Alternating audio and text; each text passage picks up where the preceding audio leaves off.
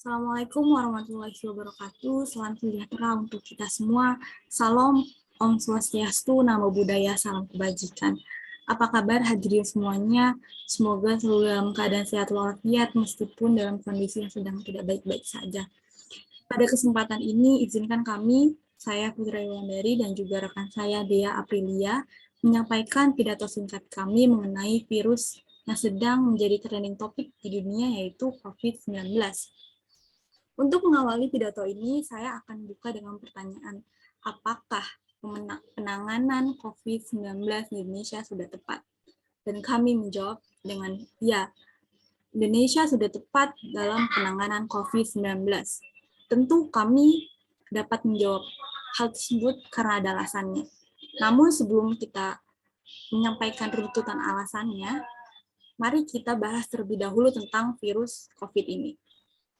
Coronavirus disease-19 atau lebih dikenal dengan COVID-19 merupakan penyakit yang menyerang pernafasan dan virus ini dapat menyebar melalui droplet yang dihasilkan saat berbicara, batuk, maupun bersin yang masuk di dalam tubuh melalui mata, hidung, ataupun mulut.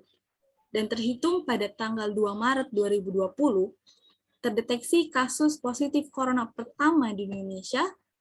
Kemudian virus ini menyebar luas ke 34 provinsi yang ada di Indonesia.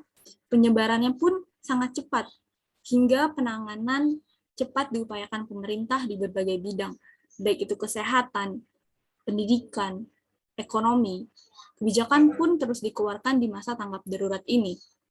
Inilah yang menjadi alasan kami mengapa kami dapat menjawab klaim tersebut.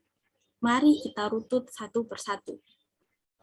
Pertama, pada bidang kesehatan, upaya maksimal telah dilakukan dalam menangani kasus COVID-19 di bidang kesehatan, baik itu pemerintah maupun tenaga medis. Sejak terdeteksi virus ini di Indonesia, pemerintah membentuk Tim Satuan Tugas Penanganan COVID-19 yang dipimpin oleh Presiden kita sendiri, yaitu Bapak Jokowi. Namun bukan hanya itu, rumah sakit rujukan COVID-19 juga ditambah. Yang awalnya disiapkan 100 rumah sakit pemerintah, kemudian ditambah menjadi 132 rumah sakit pemerintah, 109 rumah sakit TNI, 53 rumah sakit Polri, dan juga 65 rumah sakit BUMN. Obat antivirus untuk pasien COVID-19 juga terus diupayakan pemenuhannya. Percepatan vaksinisasi untuk seluruh penduduk Indonesia, penyuntikan vaksin ini sendiri bertujuan sebagai upaya aktif memberikan kekebalan tubuh untuk masyarakat di Indonesia. Seperti diketahui bahwa penyuntikan vaksin ini sudah ada sejak awal tahun 2021. Dan Menteri Kesehatan Budi Gunawan pada tanggal 10 Januari 2022 menyampaikan bahwa capaian vaksinisasi COVID-19 di Indonesia telah mencapai lebih dari 280 juta dosis.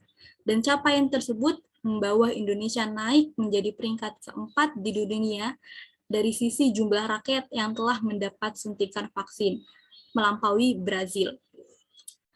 Menkes juga mengungkapkan hampir seluruh provinsi di tanah air telah mencapai target 70% vaksinisasi.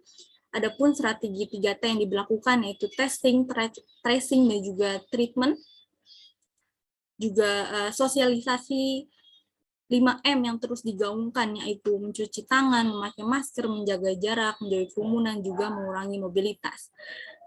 Strategi-strategi ini terbukti menghasilkan tren penurunan COVID-19 di 10 provinsi yang terjadi hingga Rabu 23 Februari 2002.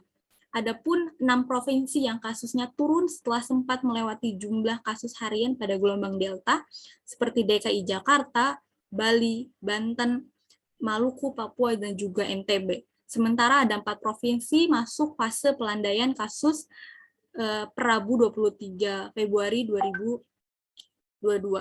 Nah, catatan lain yang juga sangat membangun optimisme kita ialah hingga hari Kamis pada tanggal 23 Februari, jumlah pasien yang dirawat di rumah sakit makin terkendali dengan sangat baik tanpa mengalami peningkatan. Adapun dalam bidang pendidikan, pembentukan kebijakan dilakukan pada ranah pendidikan dengan cepat dan juga tanggap. Pada tanggal 15 Maret 2020, Presiden meminta pada Pemda membuat kebijakan belajar dari rumah untuk pelajar dan juga mahasiswa. Hal ini dilakukan untuk mencegah lembaga pendidikan menjadi klaster penyebaran COVID-19. Walaupun pada awal Januari 2022 sekolah sempat diberlakukan tatap muka terbatas, namun karena dirasa kurang efektif sehingga diberlakukan kembali PJJ. Selain itu, ketika PJJ ini pula pemberian kuota gratis internet juga diupayakan oleh pemerintah untuk menunjang berlakunya PJJ. Untuk alasan selanjutnya akan disampaikan oleh rekan saya, Dea.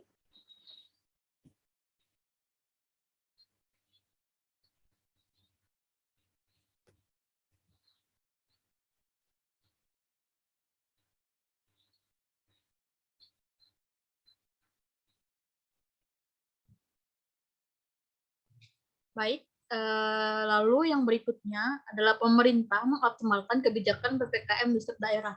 Nah, berbagai opsi penanganan COVID-19 telah dipertimbangkan secara matang dari berbagai aspek. Nah, Kepala Negara memandang bahwa kebijakan PPKM Mikro masih menjadi kebijakan pengendalian COVID-19 yang paling tepat dalam situasi saat ini, karena dinilai bisa mengendalikan COVID-19 tanpa mematikan ekonomi rakyat. Pada 2 Juli 2021, Presiden Joko Widodo menetapkan pemberlakuan pembatasan kegiatan masyarakat atau PPKM berdasarkan Instruksi Menteri Dalam Negeri Nomor 15 Tahun 2021 tentang pemberlakuan pembatasan kegiatan masyarakat Corona 2019 di wilayah Jawa dan Bali. Nah, pemerintah memilih menerapkan PPKM dibandingkan lockdown sebab PPKM memperhatikan kondisi lapisan masyarakat di Indonesia yang sangat beragam, seperti terdapat kelompok masyarakat miskin dan kaya hingga masyarakat perkotaan dan pedesaan dengan kemampuan ekonomi yang berbeda-beda. Nah, tren kasus aktif COVID-19 di Indonesia semakin turun. Begitu pula dengan penerapan PPKM berbasis level yang menurun. Sejumlah daerah, baik di Jawa Bali maupun di luar Jawa Bali berhasil turun level penerapan PPKM, baik yang turun dari level ke-4 menjadi level 2. Nah, penambahan kasus positif COVID di Indonesia hingga 1 Maret 2022 juga semakin berkurang. Nah, daerah yang mencatatkan penurunan kasus COVID-19 pun semakin banyak. Jumlah kasus hingga 1 Maret 2022 itu mencapai 539.214, yang dimana berkurang sebanyak 15.484 kasus dibandingkan yang sebelumnya. Nah, lalu peraturan PPKM diterapkan diantaranya kegiatan belajar mengajar tatap muka dibatasi, lalu aktivitas kantoran dibatasi, kegiatan sosial, peribadatan, dan fasilitas umum juga dibatasi. Nah, di samping itu, upaya melakukan pengetesan terutama dalam kelompok prioritas seperti orang bergejala atau orang yang memiliki riwayat kontak erat dengan pasien positif juga menjadi bagian penting dalam pengendalian kasus. Nah, oleh karena itu, diperlukan partisipasi masyarakat untuk menjawab dengan jujur dan tidak takut diperiksa ketika mengalami gejala atau memiliki riwayat kontak erat dengan orang-orang yang positif demi keselamatan bersama.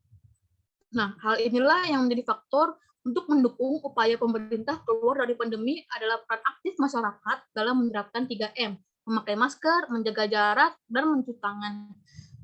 Lalu yang berikutnya itu adalah penanganan cepat tanggap pemerintah di bidang ekonomi.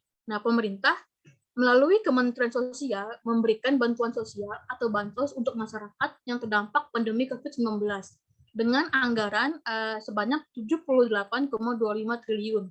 Nah, dengan gambaran tersebut, Menteri Sosial Tri Risma hari ini menyatakan Kemensos tetap akan melaksanakan tugas perlindungan sosial melalui program bansos ini. Nah, Mensos memastikan pemerintah tidak akan menghentikan bantuan kepada masyarakat miskin yang terdampak. Salah satu contoh bantuan sosial yang diberikan adalah bantuan langsung tunai. Nah, bantuan langsung tunai ini berupa uang yang diberikan kepada keluarga miskin ataupun yang tidak mampu yang terkena dampak COVID-19.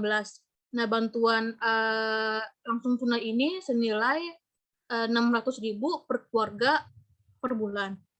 Nah, lalu yang berikutnya itu pemerintah juga mengeluarkan program bantuan UMKM.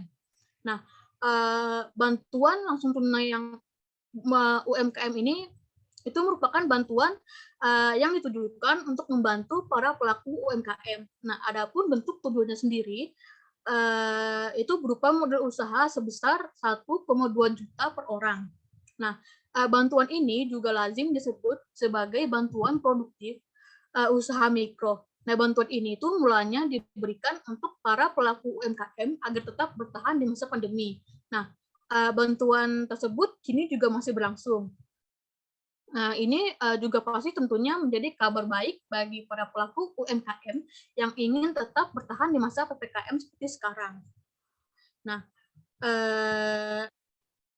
dapat disimpulkan bahwa upaya yang dilakukan pemerintah dalam menangani COVID-19 di berbagai bidang dirasa sudah tepat dengan alasan yang sudah kami kemukakan tadi. Nah, tentu saja upaya pemerintah ini tidak akan berjalan secara maksimal jika rakyat tidak ikut gotong royong dalam memberantas COVID-19. Nah, statement ini pun diperkuat oleh pakar kesehatan masyarakat Hasbullah Tarbani yang menilai bahwa penanganan COVID-19 dilakukan pemerintah sudah tepat.